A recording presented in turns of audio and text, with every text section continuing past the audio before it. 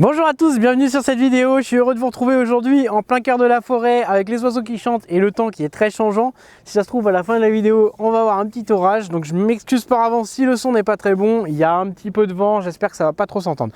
Voilà, aujourd'hui je vais vous présenter encore une fois un panneau solaire. Il s'agit d'un panneau solaire d'expédition. Ça va être un panneau solaire un peu plus puissant que celui que je vous ai déjà présenté la dernière fois, mais je reste sur la même marque, donc il s'agira du Big Blue 63. Le Big Blue 63 watts, donc le voici, il s'agit du même form factor que le Big Blue 28 watts que je vous ai présenté la dernière fois, sauf que celui-là va posséder 3 cellules de plus.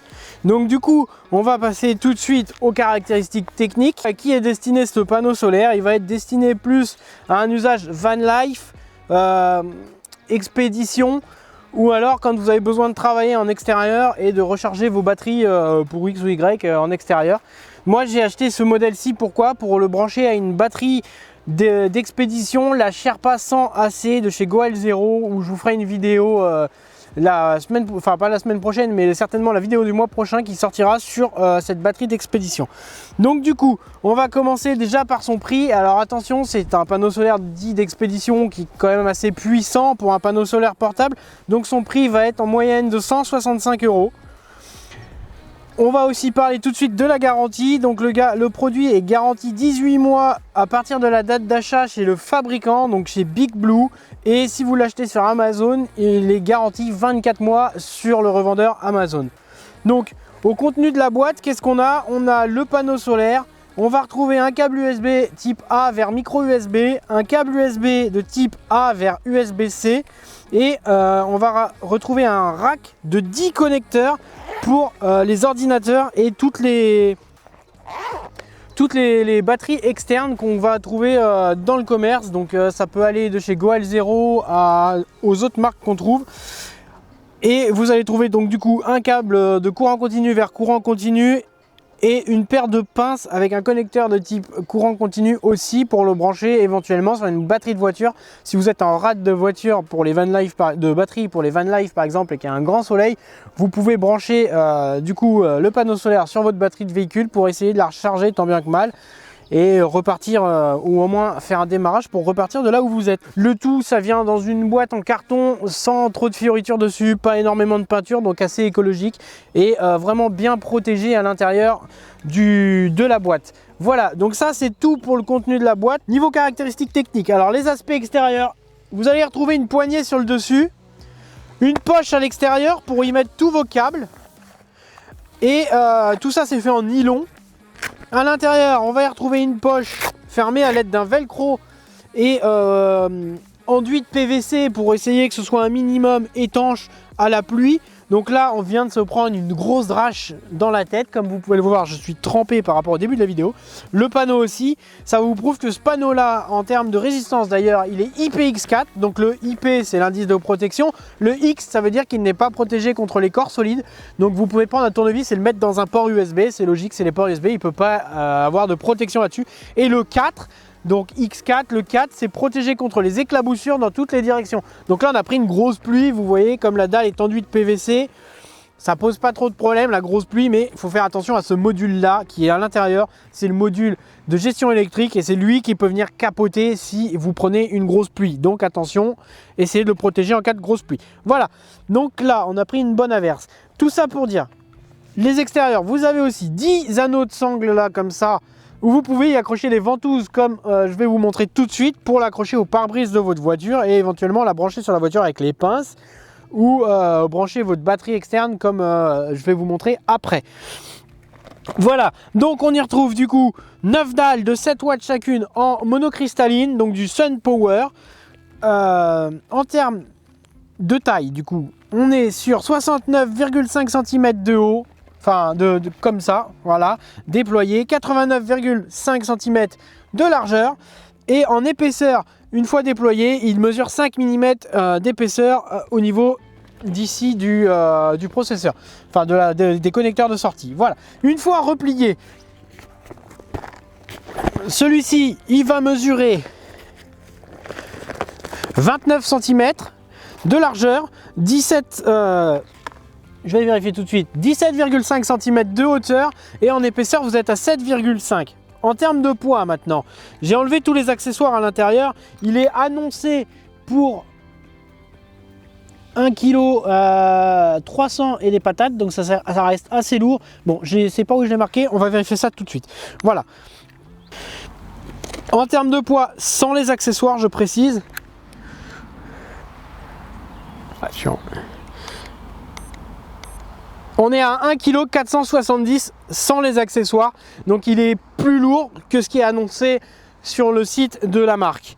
1 kg 470. Donc effectivement c'est lourd, ça reste un panneau d'expédition. Par exemple, vous partez en hiver avec une poulka, et ben vous allez pouvoir le mettre dans la poulka, mais avec un sac à dos, à moins que vous soyez plusieurs, que vous restez 3-4 semaines, ça va être un peu lourd quand même. Voilà, donc ça c'est tout pour les dimensions, les parties extérieures, la cellule. La puissance de sortie complète de ce panneau solaire est de 51,8 watts. Donc c'est la puissance que vous allez pouvoir avoir en 19 volts. Voilà. Donc du coup, à l'intérieur, on va y retrouver ici le processeur ainsi que les distributeurs de puissance. Vous avez à l'intérieur deux ports USB A, de type A, pardon, de 5 volts chacun en 2 ampères 4. On a vérifié, on arrive à monter avec du soleil à jusqu'à 3 ampères par port USB. Donc c'est plus que ce qui est annoncé, c'est très bien. Sachant que vous pouvez les utiliser en combiné avec une globalité de 4 ampères 8 au total. Ça délivrera tout ce qu'il faut. Vous avez un port USB-C à côté de 5 volts en 3 ampères. Là, j'en vois pas la plus-value puisque au final, il délivre déjà 3 ampères par port USB, mais vous l'avez en USB-C si besoin. Ensuite, vous y retrouverez un port de courant continu 19 volts 3 ampères. C'est-à-dire que ce port continu va délivrer le maximum de la capacité du panneau solaire, donc 51,8 watts. C'est celui-là, moi, qui m'intéresse pour le brancher à ma batterie Goal Zero, la Sherpa 100 AC, qui va me servir à recharger tous mes appareils. C'est-à-dire que je vais pouvoir charger mon drone avec, je vais pouvoir charger mon téléphone et mes ordinateurs au nécessaire, mes boîtiers, tout ça. Je vous présenterai cette batterie dans la prochaine vidéo, ce sera le thème de la prochaine vidéo, la Sherpa 100 AC. Alors revenons-en du coup à notre panneau solaire. Ici la petite fermeture velcro qui marche bien. Là il vient d'y avoir une grosse pluie, on s'est pris vraiment une grosse pluie, je suis trempé. À l'intérieur c'est tout sec, donc c'est plutôt cool. Alors, du coup, en termes de prix, je l'ai dit au début de la vidéo, on a parlé des cellules monocristallines 9 x 7 watts chacune.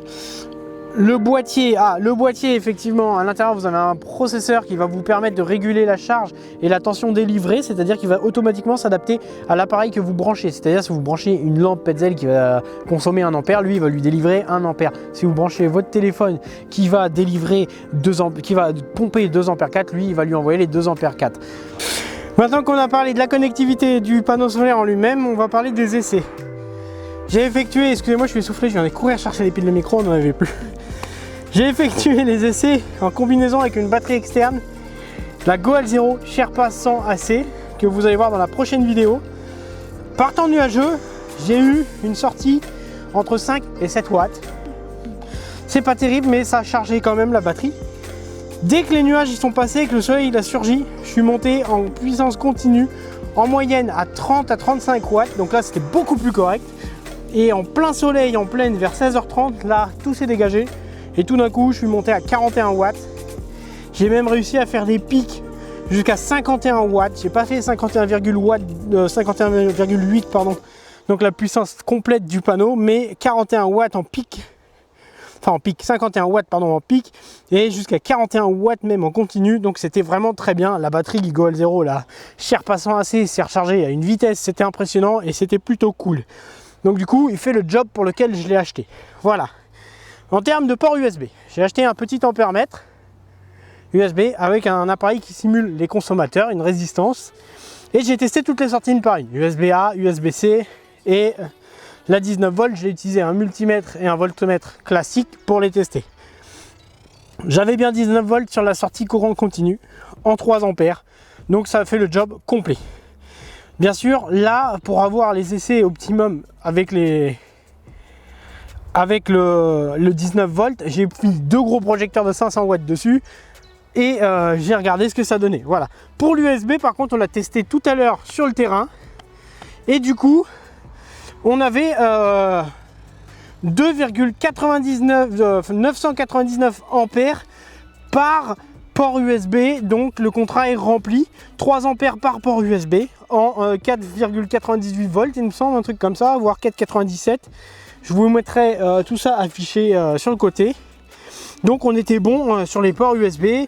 En combiné, normalement on peut aller, en combinant le port USB-A, les deux ports, on peut aller jusqu'à 4 ampères 8.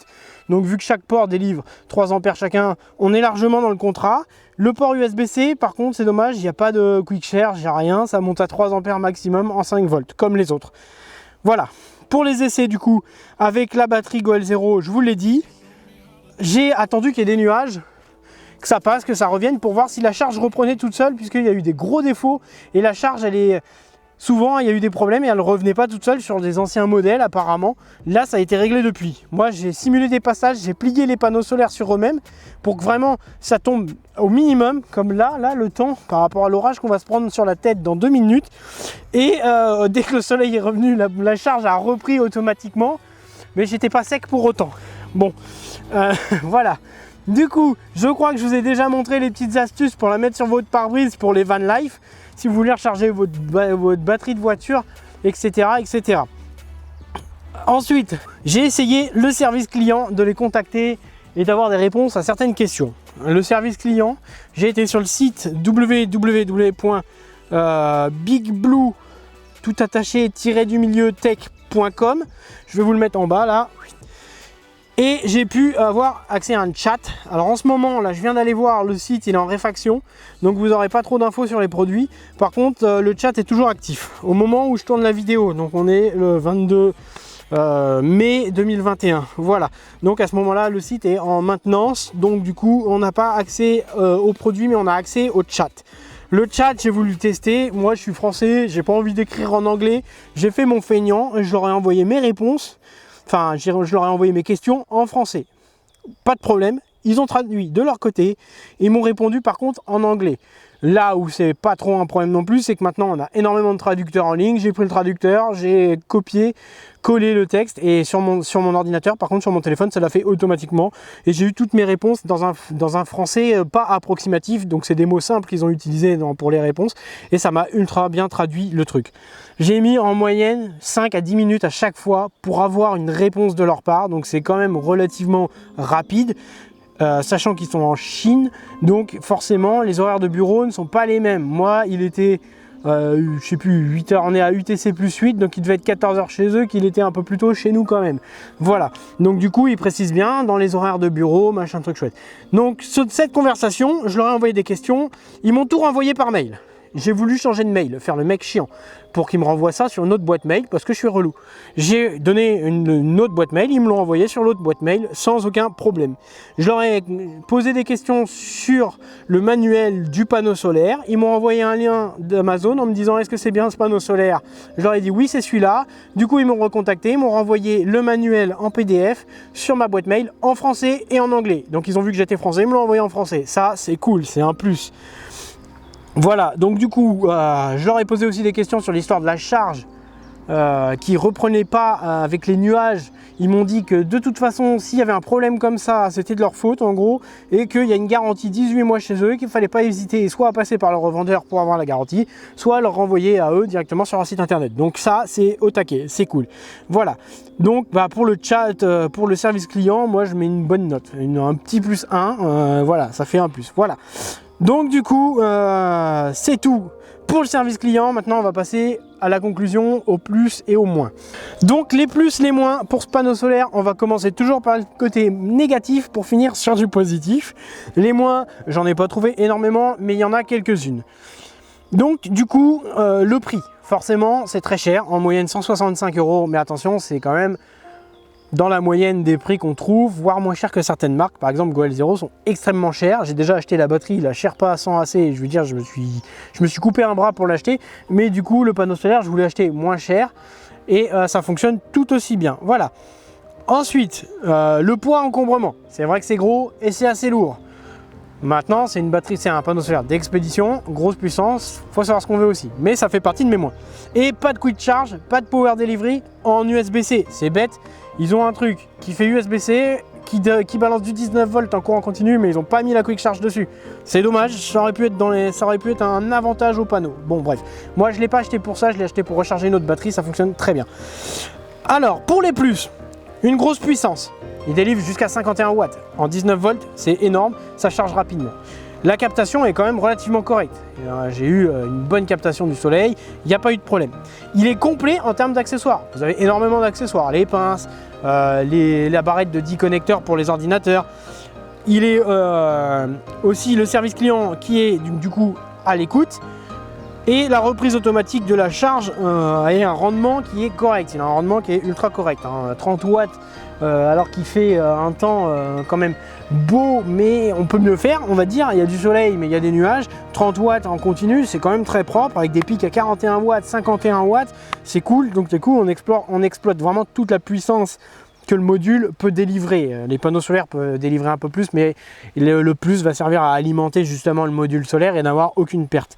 Voilà. Ensuite, la compatibilité, c'est un plus. Ça veut dire qu'avec celui-là, si vous avez un ordinateur qui se charge jusqu'en 19 volts, avec la rampe de petits picots là, que vous avez avec, de petites sorties que vous avez avec, vous allez pouvoir trouver celui qui se branche sur votre ordinateur et lui va réguler automatiquement, va détecter combien votre ordinateur consomme et vous allez pouvoir charger votre ordinateur.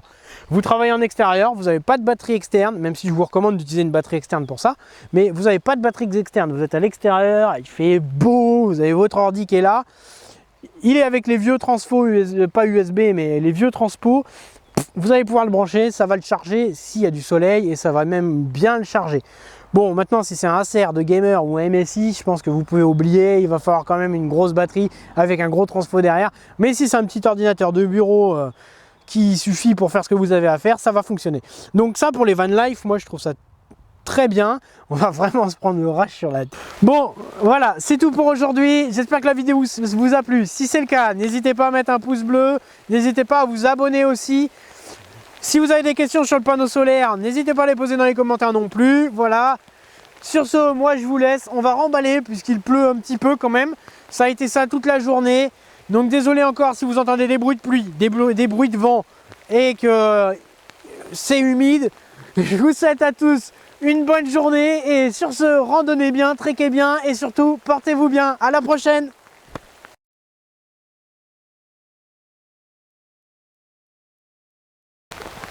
Donc on a le soleil, mais on a toujours l'orage qui nous menace.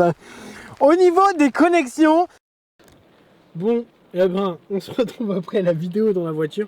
Aujourd'hui, avec Jérôme, on avait décidé de vous tourner la vidéo du panneau solaire, le Big Blue 63 watts. Et le temps a décidé d'être de la partie comme d'habitude. Regardez-moi ça, des grêlons, mais de la taille d'un petit pois. Et écoutez-moi ce magnifique son d'orage. Donc effectivement, c'est le temps idéal pour tester un panneau solaire.